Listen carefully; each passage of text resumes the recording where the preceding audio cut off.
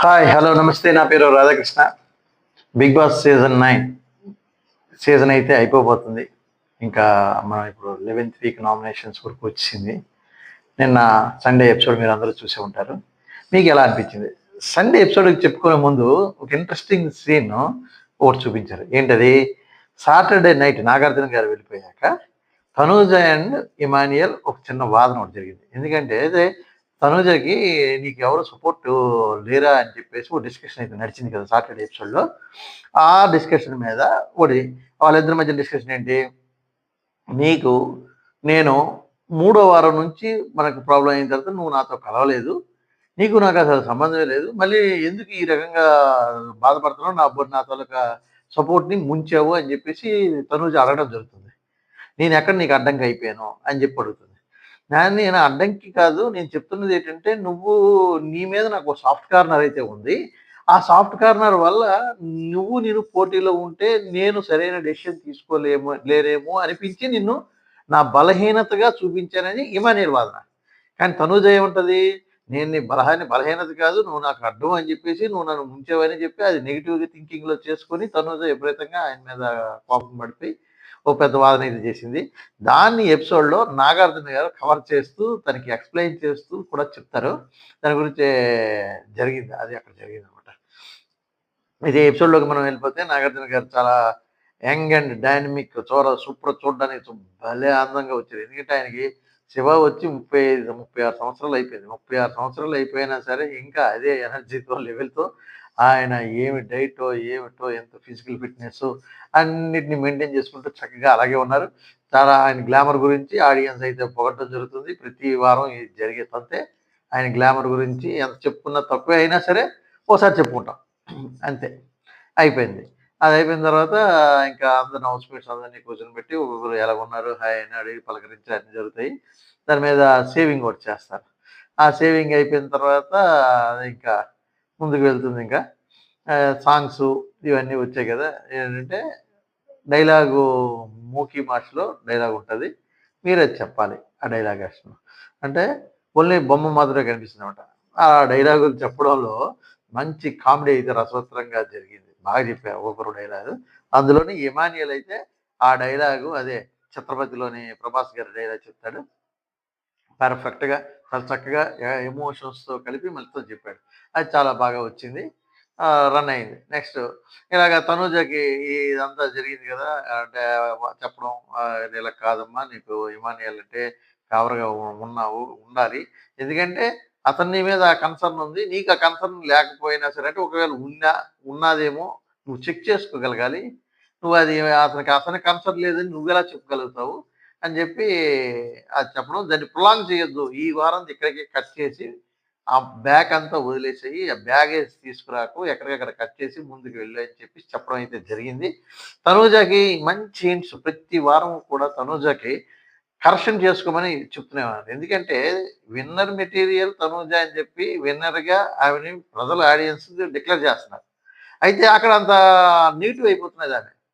ఆ నెగెటివ్ అయిపోయిన దాన్ని వీళ్ళు మేకప్ చేసుకర్లా సరిపోతున్నది నాగార్జున గారు. ప్రతి వారం వస్తున్నారు. పాపం ఓట్లు చూస్తే ఆమెకే పడుతున్నాయి. మొత్తం సీరియల్ ఫ్యాన్స్ అందరూ కూడా వేస్తున్నారు. పీఆర్ టీములు రన్ చేస్తున్నారో లేదో తెలీదు. కానీ వేస్తున్నారు. ఆమె అయితే టాప్ పొజిషన్‌లో ఉంది. ఈలోగా ఏమవుతున్నది ఆమె నెగెటివ్ అవుతున్నది సొసైటీలో. అంటే ఆహ్, మొత్తం ఆమె ఇష్టం వచ్చినట్టుగా మాట్లాడేయడం. నాకెవరు ఇంట్లో లేరని చెప్పడం. అదేవిధంగా భరణి గారితో గొడవలు, భరణి గారి మీద అలగడం. ఇవన్నీ ఒక్కొక్కటి నెగెటివ్. ఇమాన్యుయల్‌తోని అసలు ఎక్కువగా నెగెటివ్ అవుతున్నదేమో అని చెప్పి ఇంకా ఉంది అది. అలాగే కళ్యాణ్ విషయంలో కూడాను ఆమె నెగెటివ్ ఉండడం. కళ్యాణ్‌కి మొన్నటి జరిగిన సీను. ఏంటి కళ్యాణ్ చాలా చక్కగా "నువ్వు ఏడవకుండా చెప్పు" అని అన్నందుకు గాను కళ్యాణ్‌ని కెప్టెన్ అవ్వగానే విపరీతంగా చూపించి తన తాలూకా ఇదా రాజసం అంతా చూపించడం జరిగింది. పౌరుషము, నేనే సొంతంగా ఆడి గెలిచానన్న రెక్లెస్‌నెస్ ఇవన్నీ చూపించేసింది. దానివల్ల ఏమైంది కొద్దిగా నెగెటివ్ అయింది. ఆడియన్స్‌లోనే ఫుల్‌గా ఒక్కసారి నెగెటివ్ వచ్చిందంటే మళ్ళీ దాన్ని ప్యాచప్ చేయలేరు. ఇలాంటి వ్యక్తికి అంటే ఎటువంటి కంట్రోలు లేకుండా హావభావాల మీద కంట్రోల్ లేని వ్యక్తి, తర్వాత ప్రజల్లోని ఓట్లు పడుతున్నాయి కదా! అని చెప్పి మనం విన్నర్ మెటీరియల్‌ని చేసేయలేం కదా! విన్నర్ మెటీరియల్ కొన్ని క్వాలిటీస్ ఉండాలి.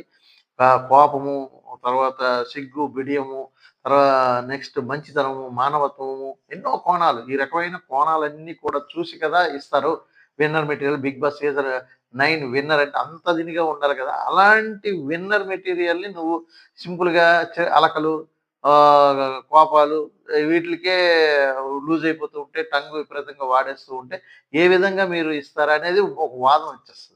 అందు గురించి ఈటిని ప్యాచప్ చేయడానికి 'బిగ్ బాస్' అయితే చాలా కష్టపడుతున్నారు. 'నాగార్జున' గారికైతే ఇంకా కష్టంగా ఉంది. ఎందుకంటే అసలు చెప్పడానికి గట్టిగా చెప్తే ఏడుస్తుందేమో అని భయం. అలాగని చెప్పకుండా ఉండలేరు. ఆ విధంగా ఏదో ప్యాచప్ చేసుకుంటూ వెళ్తున్నారు. నెక్స్ట్, నెక్స్ట్ లెవెల్ సేవింగ్‌లు వరుస మీద టక టక టకమని వరుస మీద సేవ్ చేసుకుంటూ వచ్చారు.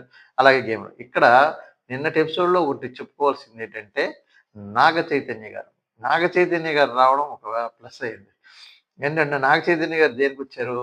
నాగ చైతన్య గారు అతను ఒక రేసింగ్ క్లబ్.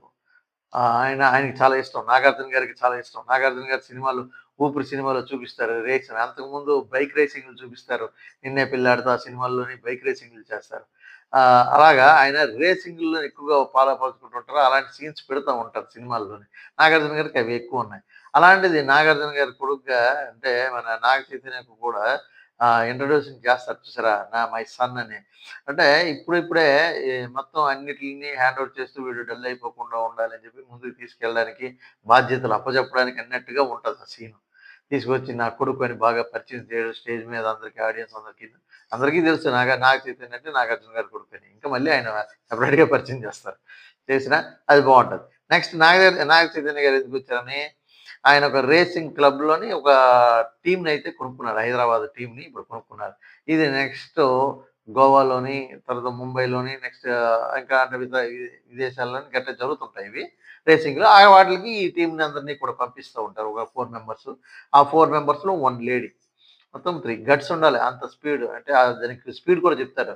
దాదాపు 250 కిలోమీటర్లు, 300 కిలోమీటర్ల స్పీడ్‌తోనే బైక్‌లు వెళ్తుంటాయి. ఫ్రాక్షన్ ఆఫ్ సెకండ్స్‌లో మనం చూసేలోగా కార్ ఎళ్ళిపోతుందనేసి. అది రేసింగ్ బైక్, కార్ అది చిన్నదనుకుంటది రేసింగ్‌వి. అది చూసేలోపు ఫ్రాక్షన్ ఆఫ్ సెకండ్స్‌లో ఎళ్ళిపోతుంటాయంట. అలాంటి వాటిలిని టీమ్ కొనుక్కొని ఆయన నెక్స్ట్ అంటే సినిమాలు చేస్తుంటారు. పక్కన ఈ పక్కన బిజినెస్. ఇది అంటే ఇదొక రకమైన హాబీ వాళ్ళకి. అంటే వాళ్ళకైతే బాగా అన్నీ ఉన్నాయి గాబట్టి పుష్కలంగా ఆళ్ళేమైనా చేస్తారు. అలాగా ఆయన కొనుక్కున్న దానికి పబ్లిసిటీ కోసం ఆయన ముందుకొచ్చి చెప్పారు. ఇది జియో హాట్‌స్టార్‌లోనే వస్తుంది. దీన్ని కూడా మీరు చూడొచ్చు. కబడ్డీ, క్రికెట్టు ఇవన్నీ ఎలాగొస్తున్నాయో కూడా ఈ రేసింగ్‌లు కూడా అలాగొస్తున్నాయి. నాదైతే ఉంది కాబట్టి జియో హాట్‌స్టార్‌లో టెలికాస్ట్ చేస్తుంటాం. మీరు చూడండి అని చెప్పడానికి వచ్చారు. దానికి ప్రోమో ఒకటి వేశారు. చూసారు. అంతా అయిపోయింది. నెక్స్ట్ ఇతన్ని గేమ్స్‌లోకి అంటే మన 'బిగ్ బాస్' హౌస్‌లోకి పరిచయం చేశారన్నమాట. అందరిని పరిచయం చేశారు. నిన్నటి ఎపిసోడ్ మాత్రం రీతూకి ప్లస్ పాయింట్ అవుద్ది. చాలా ప్లస్ అవుద్ది. ఈ ప్లస్‌తో ఈరోజు నామినేషన్స్‌లో కూడా చాలా చక్కగా రీతూ పెర్ఫార్మ్ చేసేదంటే రీతూ మళ్ళీ టాప్ 5 కంటెస్టెంట్ అనేది రిజిస్టర్ అయిపోద్ది. ఈ దెబ్బతో రిజిస్టర్ అయిపోద్ది. డెఫినెట్‌లీ. ఎందుకంటే అంతటి ఎపిసోడ్ పడింది నిన్న రీతూకి. ఇది ఎందుకు రీతు కింద పడింది? నాగ చైతన్యకొచ్చాక నాగార్జున గారు స్పెసిఫిక్‌గా రీతు అని చెప్పి ఆయన లేపి ఆయన గురించి, రీతు గురించి చెప్పడం. రీతు ఏమో నాగ చైతన్యం నాకిష్టము, నేను ఫ్యాను, నేను 'ఏమ్మాయి చేసిందిలోని' ఇది కార్తీక్‌లాగా కావాలని తిరిగాను. ఇవన్నీ చెప్పడం అంటే ఆమె అమాయకంగా చెప్పినా లేకపోతే యాక్టింగ్ చేసి చెప్తున్నా సరే నాగార్జున నాగేశ నాగ చైతన్య వాటిలకి రియాక్ట్ అవ్వడము, ఆ రియాక్ట్ అయ్యి వాటిల్లోని అప్లాజ్ అనేది రావడము, ఇవన్నీ కూడాను రీతు ప్లస్ అవుతుంది. ఎందుకంటే ఆడియన్స్ దీన్ని ఎంటర్‌టైన్ చేస్తారు. ఎంటర్‌టైన్ చేయగానే ఏమవుతుంది ఆటోమేటిక్‌గా ఓట్లనేవి ఫ్యాన్ ఫాలోయింగ్ అనేది మారుతా ఉంటది. ఎప్పటికప్పుడు మారుతా ఉంటది. జెన్యూనిటీ అనేది. దాని మీద ఈరోజు ప్రోమో మార్నింగ్ చూసాను. మార్నింగ్ ప్రోమోలోని ఏంటి రీతుకి డీమన్ పవన్ నామినేషన్ చేస్తాడు. చేయగానే ఆ నామినేషన్ ఆ ప్రోమోలోనే ఏం కట్ చేసి 'బిగ్ బాస్' ఏసాడంటే, ప్రోమో ఎక్కడికో వెళ్ళిపోద్దన్నట్టుగా ఏసాడు. అంటే విపరీతమైన లైక్‌లొచ్చే ప్రోమో ఏసాడాయన. అంటే అలాంటి ప్రోమో ఇప్పుడు ఇది ఎఫెక్టు. ఈ రీతుకి ఈ ఎఫెక్ట్ పడగానే వెంటనే అందరూ ఫ్యాన్ ఫాలోయింగ్‌గా వచ్చేటట్టుగా ఆస్కారాలు ఎక్కువుంటాయి. ఈ టైంలోని తనూజ లేకపోవడం, అటు కొద్దిగా ఓట్లు ఇటు షిఫ్ట్ అవ్వడం గట్టా అన్నీ జరుగుతాయి. అయితే టాప్ 5 కంటెస్టెంట్స్‌కి అంటే టాప్ 1, 2 ఎవరైతే ఉన్నారో, ఆ 1, 2లకి కూడా పోటీ ఇచ్చే రకంగా ఈ ఎపిసోడ్ అయితే పడిందని చెప్పుకోవచ్చు. అంత ఎపిసోడ్ పడింది. అలాగే సేవింగ్ అంత నెక్స్ట్ అయిపోయిన తర్వాత సేవింగ్‌లు అయిపోయిన తర్వాత నాగ చైతన్య వెళ్ళిపోతారు. వెళ్ళిపోయిన తర్వాత నెక్స్ట్ అయితే ఎలిమినేషన్‌కొచ్చేసరికల్లా ఎలిమినేషన్ అంటే అందరూ సేవ్ అయిపోతారు. ఆహ్, స సంజన గారు, సుమన్ శెట్టి గారు వీళ్ళందరూ సేవ్ అయిపోతారు. అన్ని రకరకాలు ఇచ్చారు అవన్నీ మామూలే. అయిపోయిన తర్వాత లాస్ట్ చెప్పుకోవాల్సిందేంటంటే ఎలిమినేషన్. ఎలిమినేషన్‌లో మంచి ట్విస్ట్ ఉంది. చాలా చక్కగా ఉంది ఎలిమినేషను. ఇందులో మాత్రం ఏంటంటే దివ్య, గౌరవ్ ఇద్దరు ఉండిపోయారు. దివ్య, గౌరవ్‌లోని ఇద్దరిలో కూడా చూస్తే ఒక టచ్ చేస్తారు రేటింగ్‌లు అవన్నీ ఉంటాయి గదా! టచ్ చేయగానే అవన్నీ అలా వెళ్ళి బాల్ కింద పడుతుంది. టక్‌మని వాళ్ళకి ఓపెన్ అవుతదనమాట. ఏంటి సేఫ్ అని, ఎగ్జిట్ అని. ఓపెన్ అవ్వగానే అలా భరణి హమ్మయ్య! దివ్య సేఫ్ అయిపోయిందని చూస్తాడు. చూడగానే వెంటనే నాగార్జున గారు ఒకటి చెప్తారు. ఏంటి? నీ దగ్గరున్న సేఫ్ కాదు పవర్ ఉంది కదా! ఆ పవర్‌ని కాపాడే పవర్ నీ దగ్గర ఉంది కాబట్టి, ఆ పవర్‌ని నువ్వు ఉపయోగించి దివ్యాని కాపాడతావా? లేకపోతే గౌరవాన్ని కాపాడతావా? లేదంటే దాన్ని వదిలేస్తావా? నీకు 15 సెకండ్స్ టైమ్ ఇస్తున్నానని చెప్తే, సా తనూజ ఏమో 15 సెకండ్స్ ఆలోచించేసి, నేను గో విత్ ఆడియన్స్ పోల్స్ ప్రకారం నేను వెళ్ళిపోతున్నాను. అది నేను వాడను అని చెప్పేస్తది. వాడను అని చెప్పగానే థ్యాంక్ యూ అని చెప్పేసి దివ్య చెప్తుంది. అయితే ఇక్కడ ఏంటంటే అసలు యాక్చువల్‌గా తనూజ ఒక రకమైన మిస్టేకే చేసిందేమో అనిపిస్తా ఉంది. నాకు ఇలాగ అనిపిస్తుంది. మీకేమనిపిస్తుందో ఒకసారి ఆ పవర్ వాడి దివ్యని ఎలిమినేట్ చేసి గౌరవ్‌ని కాపాడి ఉంటే తనూజకి ఒక ఫిజికల్‌గా గేమ్స్ ఆడడానికి సపోర్ట్ అయితే దొరికేది. బలమైన సపోర్ట్ దొరికేదని నేను అనుకుంటున్నాను. కానీ గా గౌరవ్‌ని కాపాడకుండా గౌరవ్‌ని ఎలిమినేట్ చేసి దివ్యని సేవ్ చేశా. అంటే వాడలేదు. అది వాడలేదు. వాడకపోవడం పవర్ వేస్ట్ అయిపోయింది. తర్వాత పథకాలు భజించలేదు. ఇప్పుడు ఇన్నాళ్ళు కూడాను తనుజకి సపోర్ట్ చేసిన వాళ్ళందరూ కూడా దివ్య ఎలిమినేషన్ బటన్ నొక్కిన వాళ్ళందరూ కూడా చాలా ఫీల్ అవుతారు. ఎందుకంటే దివ్య ఏమో కెప్టెన్ కాకుండా ఆ రోజున ఇలా అడ్డుపడింది. దానివల్ల దివ్య వల్లే కెప్టెన్ కాలేకపోయింది, ఏడ్చింది, గొడవ చేసింది, అన్నీ చేసింది. కానీ ఇప్పుడు అవసరంకొచ్చేసరికల్లా దాన్ని ఏమి వాడలేదు అని ఒక రకమైన పాజిటివ్ టాకు రావచ్చు. లేదంటే తనకి ఎవరైతే ఎలిమినేషన్ బటన్ నొక్కారో ఫ్యాన్స్ అయితే విపరీతంగా ఉన్నవాళ్ళు కోపంతో ఉన్న వాళ్ళంతా కూడా ఏంటి ఇలా చేసింది తనుజ అనే ఆస్కారం అయితే ఉంది. 2 పక్కలా ఉంది కాబట్టి మీకేమనిపిస్తుంది? మీరే విధంగా ఆలోచన చేస్తున్నారు? దివ్యకి పవర్ వాడి పంపించుంటే బాగున్నా, బాగోలేకపోయినా అనేది మీరు కామెంట్ సెక్షన్‌లో కామెంట్ చేయండి. మీకేమనిపిస్తుందో కామెంట్ చేయండి. ఈ రకంగా అయితే దివ్య హౌస్‌లో ఉన్నది. గౌరవ్ ఎలిమినేట్ అయిపోయాడు. గౌరవ్ ఎలిమినేట్ అయిపోయి బయటకొచ్చేసాడు. ఇక స్టేజ్ మీద ఎవరికి ఏం చెప్పాలో అందరికి ఒక్కొక్కరు ఇంగ్లీష్‌లో ఒక్కొక్కటి చెప్పేసాడు. మధ్యలోనే ఇంకా మంచి జోక్ జరిగింది ఒకటుంది. ఏంటంటే ఇంగ్లీష్ అంటే గుర్తొచ్చింది ఇప్పుడు. స్పెల్లింగ్స్ ఆట ఆడారు చేతుతోనే. స్పెల్లింగ్స్ ఆట ఆడినప్పుడు ఒక్క స్పెల్లింగ్‌లు ఎలాగా ఈ రైనోసార్ గాని, లేకపోతే జిరాఫీ గాని, డైనోసార్ గాని రకమైన స్పెల్లింగ్‌లు చెప్పమంటే అందరూ మూకుమ్మడిగా మాట్లాడి నాగార్జున గారు 1, 10 సార్లు చెప్పినా సరే స్పెల్లింగ్ ఏంటి అనేది గుర్తు తెచ్చుకొని మరీ ఆడుతూ ఆ మైండ్ ఆ లెవెల్స్ చూసుకున్నారు. అది కొద్దిగా కామెడీగా అనిపించినా కొద్దిగా అయితే అక్కడుంది. దాని గురించి మరి ఎక్కువ చెప్పుకోకూడదు. సరే అందు గురించి వదిలేసాను. చిన్న కామెడీ అయితే అక్కడ కొద్దిగా టర్న్ అయింది. అందరూ నవ్వుకుంటారు. అలాగా ఎన్నెన్ని ఎపిసోడ్ అయితే జరగడం జరిగింది. ఇవాళ నామినేషన్స్ ఎపిసోడ్ మీరు వాచ్ చేయండి. చాలా పవర్‌ఫుల్‌గా ఉన్నది. ఎమోషనల్‌గా కూడా ఉన్నది. కనుక మీరందరూ చూడండి. అదే విధంగా నా రివ్యూస్‌ని చూడండి. నాకు లైక్ చేయండి, షేర్ చేయండి, కామెంట్ చేయండి. మీకు కొత్తగా చూసేవాళ్ళు ఎవరైనా ఉంటే సబ్స్క్రైబ్ చేసుకొని ఛానల్ చూస్తారని నేను మరీ కోరుకుంటున్నాను. ఇప్పటివరకు నాకు కామెంట్ కొత్తగా చూసిన వాళ్ళు గాని, లైక్ చేసిన వాళ్ళు గాని చేస్తున్నా ఉన్నారు. వాళ్ళందరికీ కూడా నా కృతజ్ఞతలు తెలుపుతున్నాను. మరింతగా ముందుకు తీసుకెళ్ళడానికి తీసుకెళ్తారని నేను కోరుకుంటున్నాను. మన channel NRK talks. Me Radhakrishna. Thank you very much.